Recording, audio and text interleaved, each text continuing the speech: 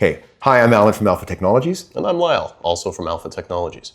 I've been playing with technology for about 35 years, which has given me a great perspective into looking at things both from the business standpoint of selling products and hardware, but also being a user. And I've been playing with them pretty well my whole life, and being a little younger than Alan, I've got a bit of a different perspective on what I find to be valuable in a piece of tech or a fun electronic toy.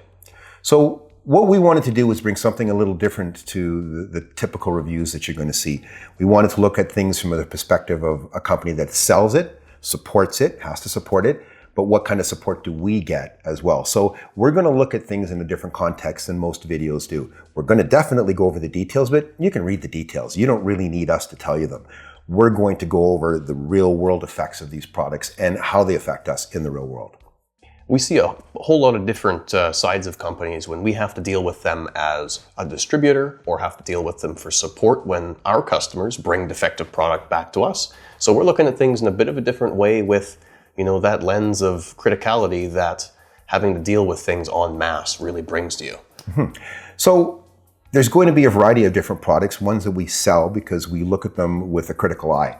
Because in order for me to put out thousands of dollars sometimes for a hardware item, to bring it in with the hope that you can sell this item and generate revenue, as we are in this business to do, you look at things differently than the end user and customer does. So we're going to challenge the support when we talk about items. We are going to challenge the quality, the build, the feel, and a lot of it, we're going to challenge the responses from people that we see in the field when we're using these things. So it's not just going to be our eyes that are putting the critical lens, as Lyle says, on it. It's also going to be the ones of somebody that's just exposed to the item. What are the feelings of that person after using it for a while? Ones that are both within the context of what they wanted to buy, and ones where they're going, hey, I wasn't even interested in this, but now I am. And a lot of these products are products that Alan's been playing with for quite some time. He's used the previous versions, he's in the ecosystem, in the industry, and I'm a bit of a fresher set of eyes on them. So we've got both sides of that equation. Somebody who's seen last gen, and also somebody who's just had this dropped into his hands, and he's checking it out for those first impressions.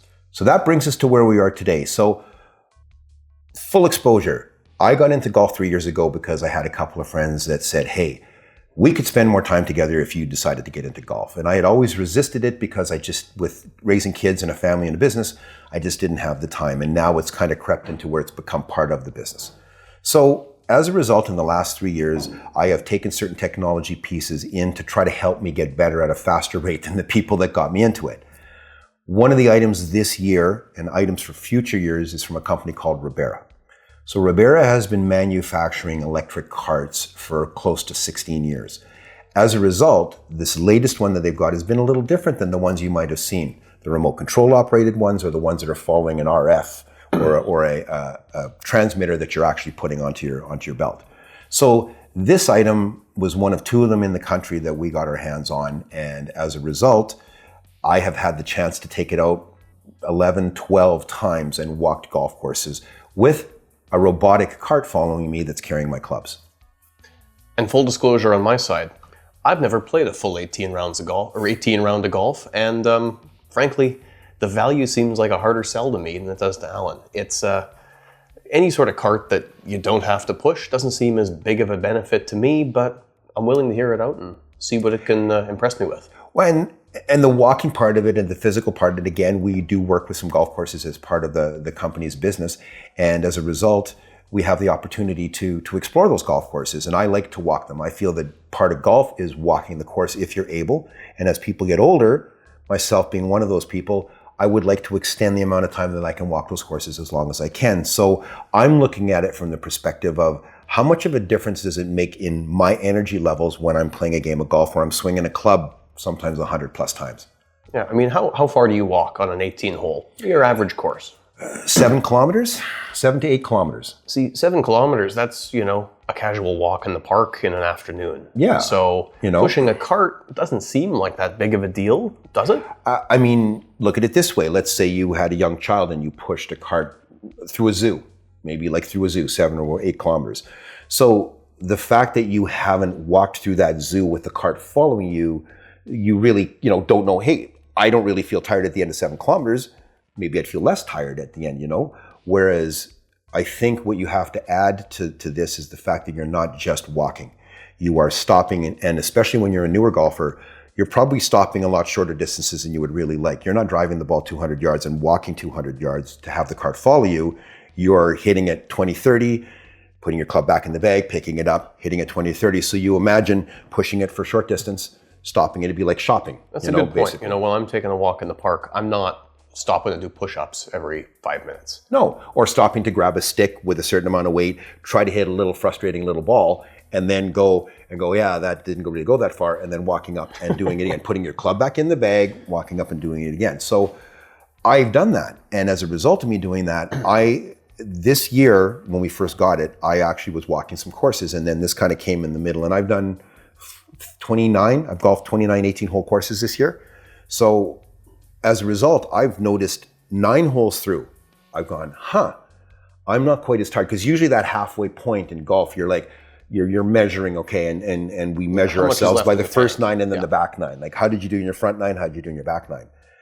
My back 9, mathematically, data-wise, is better than it was before, which to me tells me I must be a little less tired, fatigued, or I'm more focused. Getting to that. Yeah. And at the very end, and again, I notice by how much of the dog's barking, so to speak, I'm not so inspired to go and take my golf shoes off to go and to sit. And no, I'm like, wow. And I say this to people all the time. I have probably 20 to 30% more energy than I feel that I've had normally when I walk it. So that's kind of the challenge on it. And at some point, you're going to get a chance to go, okay, I'm going to play golf. Yeah, I'm going to go out and play 18 and then play 18 with the cart and really see the difference to me. Yeah. The use case, as a customer looking at this thing as a guy who's, hey, maybe I want to get into golf. It's not a big sell on somebody of my demographic. No, not in yours right now because, hey, let's face it, we're talking about a $2,500 item here, Canadian, okay? Full exposure, a couple of $1,000s US, $2,500 Canadian. This is not something you're going to start with because when you start, many people don't go through a full year of golf. They want to get into golf, but they find it's just not their thing, or they find that it's just too frustrating, or it just doesn't hold their attention. Yeah, I'd buy a cheap bag of clubs if I'm going to start getting into golf here, but realistically, what's someone who's, real into it and they've got the expendable income, what are they spending on a driver? They can spend $1,000 on the driver. Like if you want to buy the latest and the greatest driver, it's $950 Canadian. You want to buy a used one, you're probably looking at $500. You want to buy last year's model, you're probably looking at $500. So to outfit yourself in golf clubs and a bag, I mean, you are easily, of decent equipment, getting into the plus $1,000 anyways. But to add something like that when you don't know that that's your thing, well, that's an awful lot of expense to be collecting dust in a closet at some point, because who knows what the resale value is. These do have batteries. They are meant to be used. So maybe let's talk about kind of some of the features that stand out on it. Yeah, that's the thing. Like, I might not be the use case, but playing around with one of these things, we had a good time. We took it out and took it for a walk around at the course, and it's pretty neat. Well, and you saw it from the perspective, you guys were actually, so these guys were doing work for the IT side at the golf course, and I was golfing that day. So they got to see me walking with this thing following me. So they got to kind of see it from the perspective of a golfer or from a person looking going, that thing's pretty cool. Yeah, we saw him out in the distance. We were up mounting a point-to-point dish on the roof and there goes Alan. And he's got his cart just following behind him, walking. And a big part of it is your arms are moving. And that's one thing that I started to think, I go, when I walk, my arms are free to move. When I'm pushing a cart, they're not. Even if it's one hand, you're not typically walking where you're swinging one arm. Yeah. And that, again, I think has a lot to do with blood circulation, and it does make and you get into that gait. But I feel lighter. I feel more able to climb up hills and that without worrying. And hey, impressively, outside of when the grass was wet, this thing's pretty impressive. I've seen it climb up hills and down hills. You've tried it. You've actually jogged and had it kind of follow you to see if it could keep up. Is it perfect? No. I don't think any technology at this point is perfect in that sense. But with firmware updates, I have been continually impressed with every firmware update. There hasn't been one for probably a month now, and I have zero complaints about it outside of ones I've created myself. As an example, I blocked the camera with a speaker, and it didn't work properly, totally 100% on me. I have walked too close to an edge of something, and I have had it just like any cart. If you pushed it to the edge, it's going to tip over. I've had it tip over with my golf clubs in it, but that's given me an idea of its durability. Yeah. I've had this thing tip on me due to my own stupidity. There's a back wheel that's supposed to pop out that I've forgotten to pop out that is there to hold so that it doesn't tip. When it's going down a hill, it's actually a wheel that ends up being in the front of it. I had the whole bag flip over because I didn't pop that wheel out. Right. So, but what I noticed, that I picked is the bag user up. error at the end of the day. It's something that could have been prevented by a feature built into it. And I picked it up and I put it back and I straightened my clubs out and I continued on my way, but like nothing had happened. There was no breaks. Nothing was broken. Nothing was affected. So like I said, probably 4 or 5 times I've dropped this thing in some fashion or another on a golf course on grass due to my own errors, and I've had no issues at all. Yeah, these things do need to be able to take a tumble. There's realities when you're doing something physical like this. I've been out in rain twice. There's an umbrella holder on it. You think when you see it, yeah, okay, whatever. No, if you have a proper golf umbrella, you put it in there, you tighten the little thing down. I had my full umbrella up, covering my clubs in the rain, and it was walking with this thing. And it's kind of funny to see, but yeah, there's this whole basically robot caddy walking with an umbrella on to protect my clubs from the rain, because that's what you're protecting. I have a jacket on. I'm not worried about being on the umbrella. The umbrella is more for your clubs and your It's bag. for the equipment, yeah. Not a stutter, not a problem. Didn't have any issues with moisture. No, you can't submerge it. I do think, and here's one of my contentions, I do really think they need some form of a rubber seal. The battery is a unit, as you'll see from the pictures, the battery is a unit that drops in. And when it drops in, the connectors are at the bottom of it. So you've got So you've got water pooling potential in the bottom there. You've got, because around the top edge where it goes in, there's no rubber seal. So if I knew it was going to rain, I could easily take some tape and I could just basically tape over those 4 edges and to prevent water getting in there. But if water gets in, it's going to short the battery. Yeah. So but realistically, a lot of users aren't going to think to do that. No. So that's one thing I think is a simple rubber grommet or a silicone grommet of some type that could actually be put in there, that you drop the battery in and it just kind of gave it a bit of a rubber seal. Very thin, wouldn't be very expensive. A gasket of some type, that would make a big difference. Or somehow find a way to separate the battery connection aspect of it and have it have its own housing where it's got a rubber connector that goes in and seals it. There's a lot of ways to waterproof. So there's a lot of ways to do that. That being said, I haven't had a problem. The umbrella keeps it dry. On the transporting side, again, people go, "Oh, that looks pretty big," but then they see that it folds up, and you'll see from the pictures on our table that it folds up into a very small compact package. The wheels come off. It is not, again, so heavy that I have a problem with it, but would somebody that's, say, a senior have a problem with it? Possibly. Possibly it might be a little bit heavier. Yeah, but there's ways that you could have a ramp coming out of the back of your vehicle that you could roll it down. And again, a golf bag is 30 pounds plus. Yeah. And I mean, on that note, there's always the situation of getting it out of trouble. It's got obstacle avoidance, but it's not perfect. No. I mean, not this model, but we've had people in our world put these follow me carts into the water. Yes. Not this model, so we can't say it's survived the submersion, but those people, it so happens. 2 occasions we've actually had when we were testing 2 different models for full disclosure before we made a decision with the Robera. And one of the other models that we tried out was a RF follow me using a remote. It still had a remote control, but it followed you if you snapped this on your belt. And it was pretty good. It is still pretty good. But I had 2 people that tried it out that loved it. At 18th hole, same spot, decided to, instead of maybe watching or even just pushing or steering it through, there was a path with water on one side. Both of them, not realizing that this was set to not follow directly behind you, but to follow over your right shoulder a little bit, because this way you could check to make sure it was there. They didn't realize that, and they didn't walk on the left of the path. They walked down the middle. As a result, this cart, one of the wheels went in and bang. So golf bag, unit, everything, again, being said, still works. Yeah. So these follow me carts, they're pretty neat. They've got a lot of cool tech packed into them with their cameras and sensors and things, but they're not magic. No. At the end of the day, there's still a bit of a learning curve. There's still the matter of you need to be conscious and cognizant of what this thing's doing. Yes. Now, I have put it through its paces from a realistically, what should I expect for $2,500 in a cart whose sole goal is to follow me to make it easier for me to golf. Yeah. It passes with flying colors. I don't think I'll ever golf a walkable course again without using this device. That's how much I love it. I love the attention I have had. God, there's not been a golf course I've gone to where I don't either attract attention from owners going, hey, are these an option for my golf course? Because I have people that would love to rent these. They don't want to get in a cart and drive. They would love to be able to walk and enjoy a course, but they're at that point where it's just getting a little difficult for them to do that. I've had seniors come up to me that do 9 holes because they can't do 18 that said, I could do 18 if I had that. And I'm like, okay, wow. That's an enabling device. That's a device that lets you be better at doing the things that you love, and it's better from a fitness standpoint. So I have had people circle around in their golf cart, Lyle, like from holes away, I could see them and all of a sudden come down and ask me if I have a business card. And they'll ask me the same typical questions. Does it avoid a sand trap? I go, no. If you walk into a sand trap, it's going to follow you into a sand trap. Okay.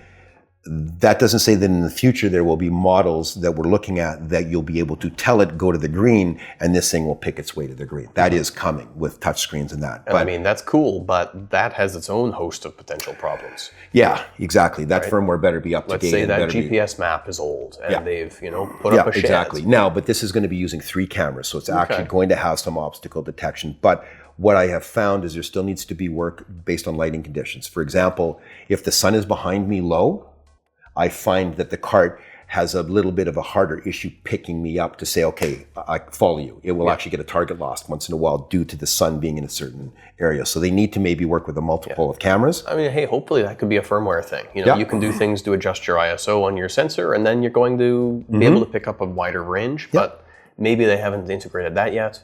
Things like your speaker getting in the way of the camera, instead of just stopping the following, like you were saying, it does.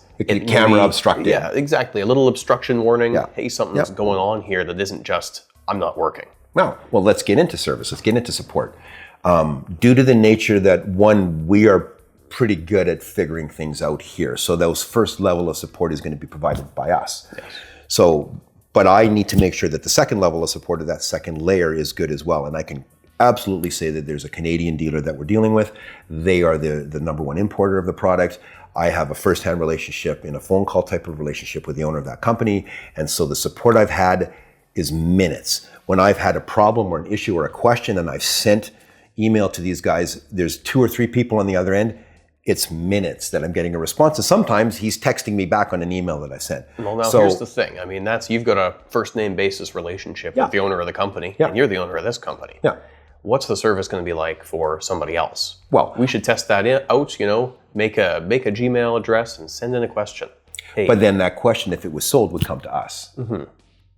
How fast would we answer it? That's what I mean. This isn't a product where there'll be some that we're selling where the dependency, it may be, hey, my VR glasses don't work or my XR glasses don't work. And that will be, hey, contact Vitcher or contact, whoever.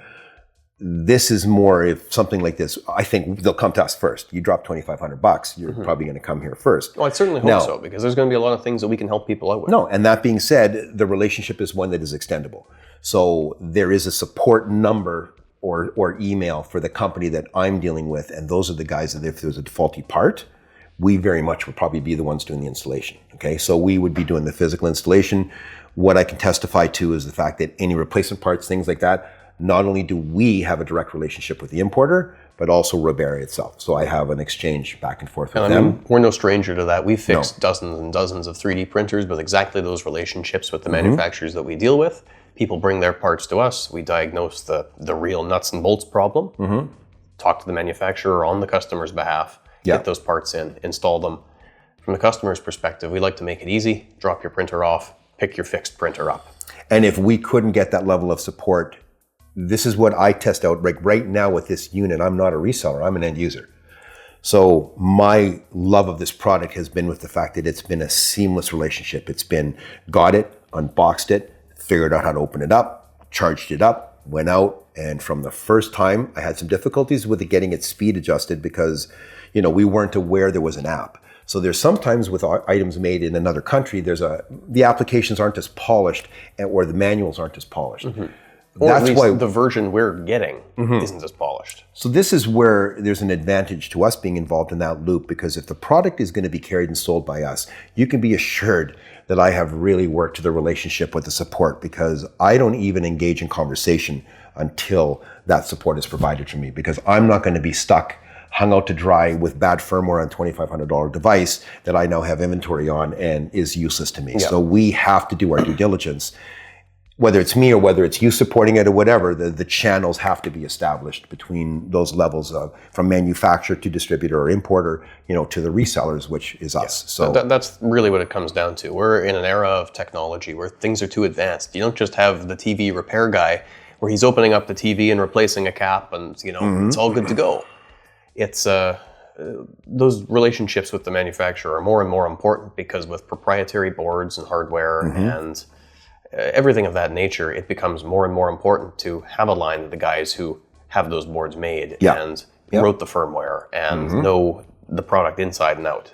You can't outside in diagnose modern electronics in the same way you used to be able to. No, I mean, you and I have both seen the amount of tools that we have had to utilize when it comes to working on certain electronic boards that have layers of security for the end user to even get into it. Sometimes there's a very created dependency, firmware dependency, for example, on some 3D printers where you're dependent upon the manufacturer giving you permission to use your paid for item, which, as we've talked about, we don't like that. We like more of an open source, the ability for the end consumer who spent a lot of money to have value for that money. And I think that's really what we want to be about when it comes to this. Is this worth your money?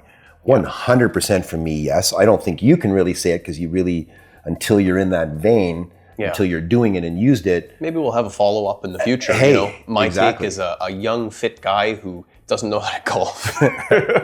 But you would spend $150 on a decent push cart before you would spend $2,400 on a robotic one. Because I can buy a whole lot of golf course memberships and golf clubs for that extra $2,300. Exactly. And for me, the fact that I have my golf clubs, I'm already established in it. I am now fully down this rabbit hole, addicted to this game, frustrating, but so elevating as well.